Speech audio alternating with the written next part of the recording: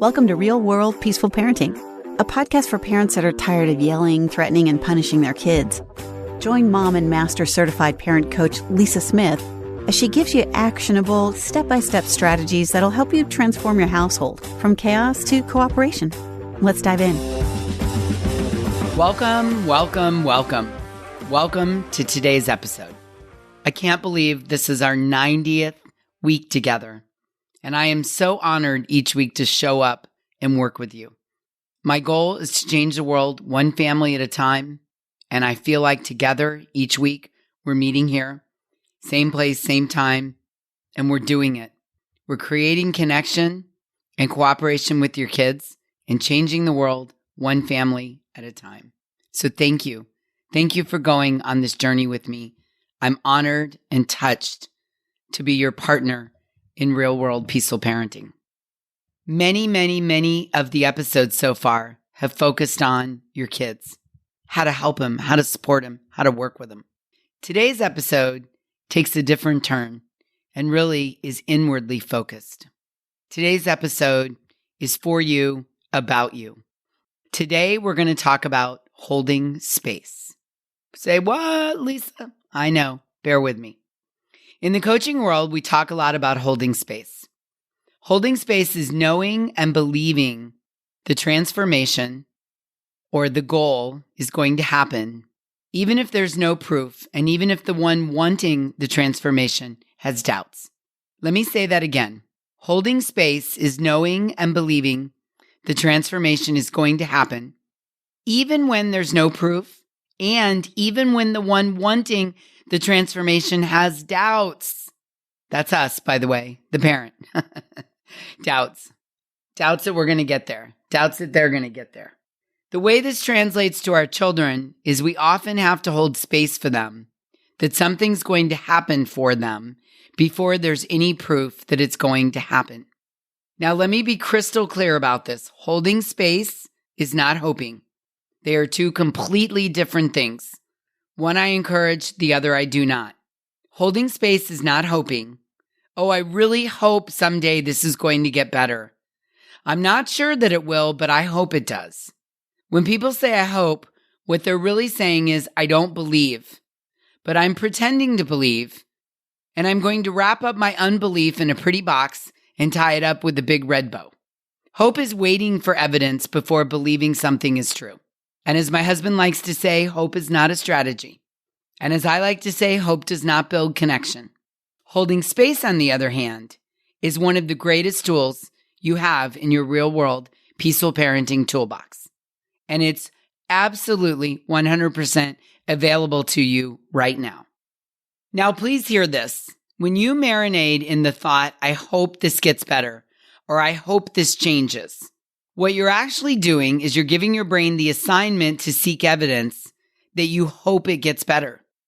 Your brain is not looking for evidence to prove that your thought is right or wrong, or to prove the circumstance is getting better. Your brain does not make any effort at all to change your beliefs when you think, I hope it's getting better.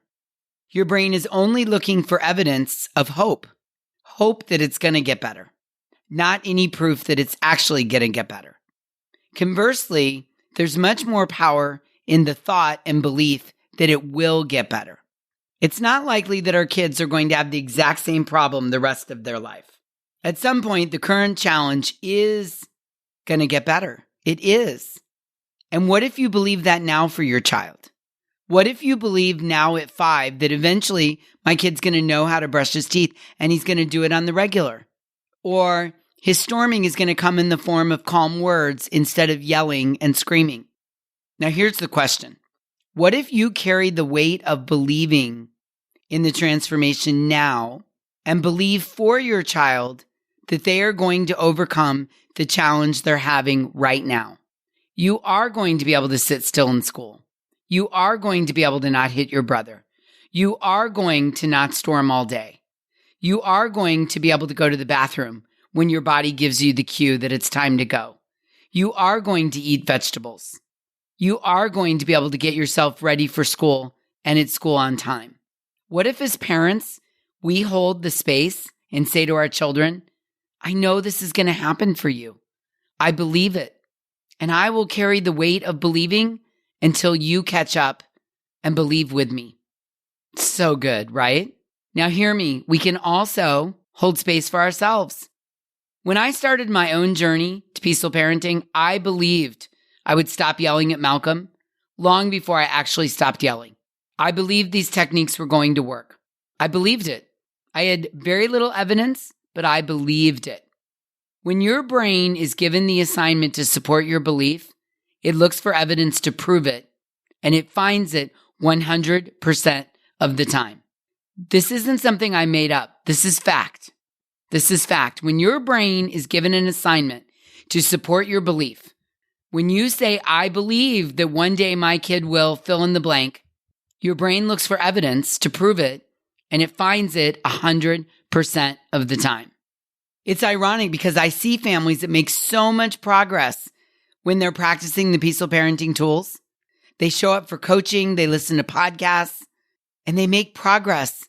But because the parents have a belief that the best they can do is hope for things to get better, their brains don't see any of the progress. Because their brains aren't looking for progress, their brains are looking for hope of progress. I can see the progress because I don't have a dog in the fight. And I hold space for their kids. I hold space for their transformation.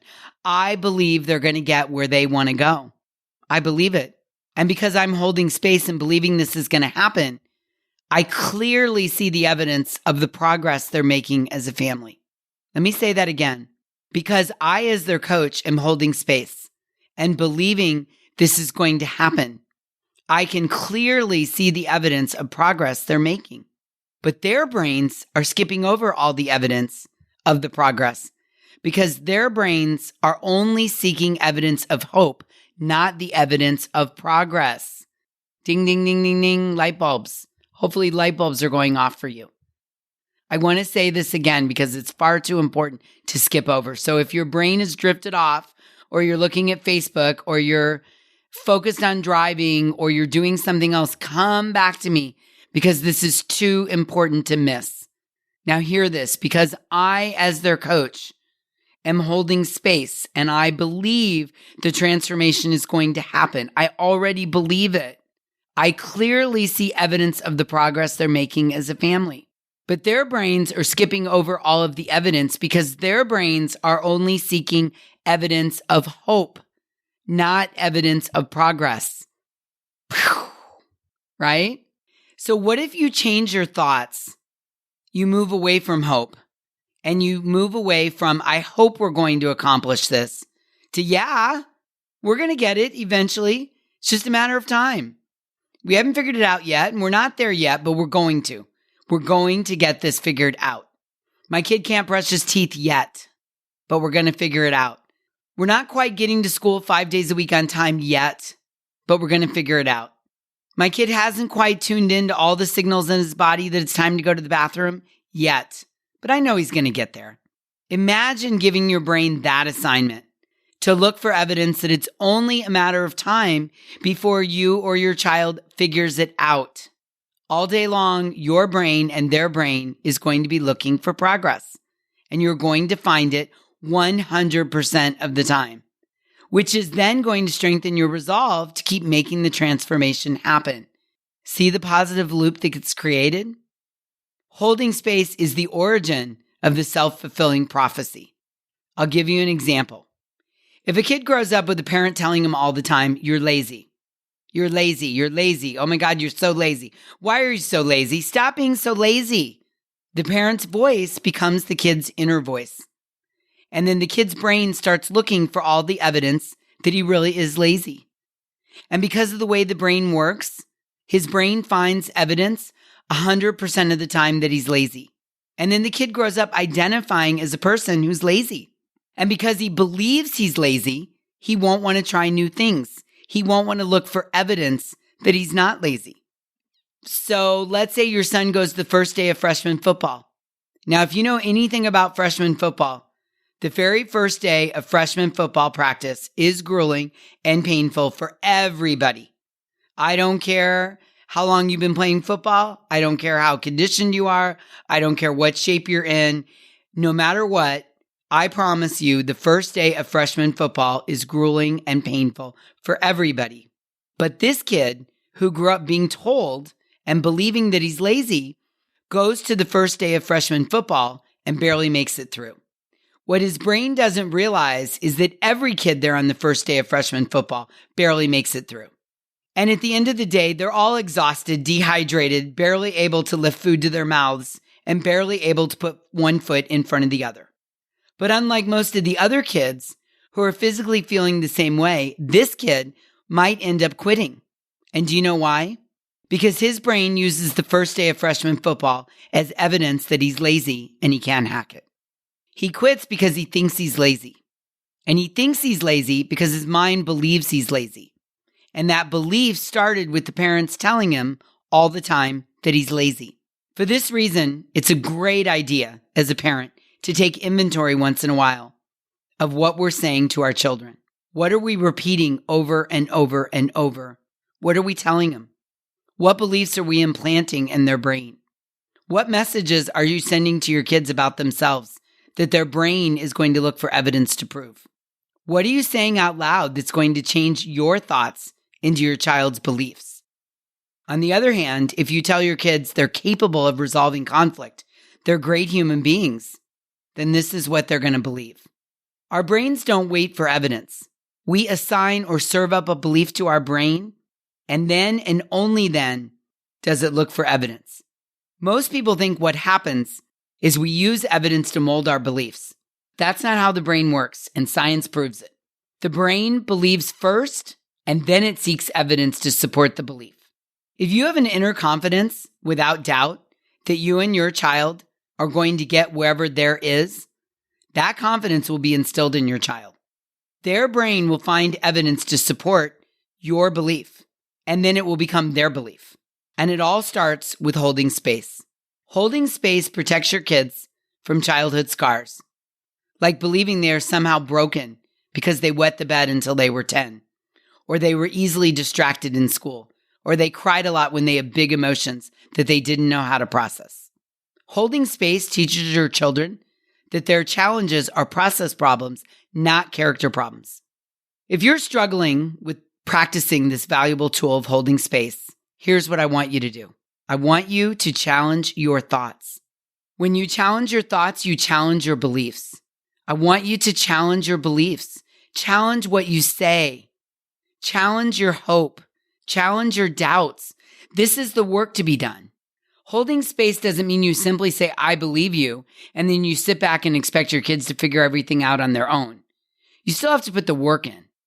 The difference is that you choose to believe that your children are going to get there. Wherever there is, they're going to grow up and live happy and fulfilling lives. You choose to believe that all the things they're struggling with right now at some point won't be a problem. You choose to believe they will continue to make progress. You choose to believe they have a great capacity to learn and grow and heck, surprise you. And you choose to believe that you are the best person in the world to be the one to hold space for them. Let me tell you something. What I know for sure, with 100% certainty, is that it matters. It matters that we believe in our kids. It matters. The end result will likely be nothing like we've imagined. The journey will certainly be messy. The end result will not be perfect, but in the end, there will be progress. And that progress will prove that your work was worth the effort. It matters that we believe in our kids. It matters. It matters the words that come out of our mouths. Our beliefs become our words, and our words become their beliefs. Be conscious. Be aware. Choose your words and your beliefs carefully. Hold space. Please. It's one of the most important things you can do with your children is to hold space and believe that we'll get there. You've got this. I know you do. I feel it. I'm going to hold space for you while you're holding space. And I do this every week. I hold space for you. I know you're going to get there. I know you're going to find the answers. I know that you're healing your own childhood wounds. And I know that you're building connection with your children. I know because you're here. And I'm holding space for you on your journey. And I know you've got this. I promise. All right. Until we meet again, I'm holding space for you and wishing you peaceful parenting. Thank you so much for listening today. I want to personally invite you to head over to thepeacefulparent.com/welcome and sign up for my free Peaceful Parenting mini course. You'll find everything you need to get started on the path to peaceful parenting just waiting for you over there at www.thepeacefulparent.com/welcome. Can't wait for you to get started. Thanks for listening to Real World Peaceful Parenting. If you want more info on how you can transform your parenting, visit thepeacefulparent.com. See you soon.